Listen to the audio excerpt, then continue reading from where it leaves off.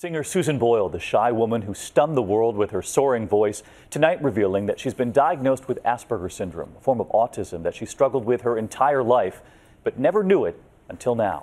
Here's ABC's Rena Ninan. She was the woman with the voice. I dreamed a dream in time gone by.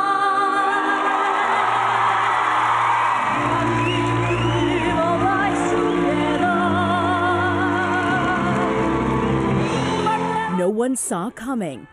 Quirky and shy. And that's just one side of me. But Susan Boyle has become a singing sensation, selling 14 million records around the world. And today, for the first time, revealing her doctor diagnosed her with Asperger's syndrome, a mild form of autism. In an interview with the British magazine The Observer, Boyle says she was told as a child that she suffered brain damage when she did not receive enough oxygen at birth.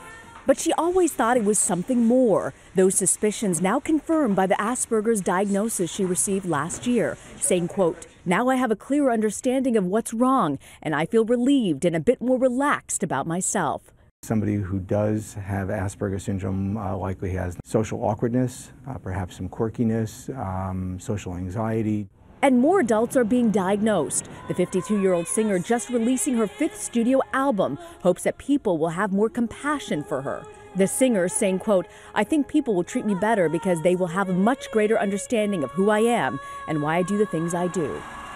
And Susan Boyle is doing very well. There's buzz that Meryl Streep may play her, David, in a movie about her life. And now so much awareness because of her. Rena, thank you.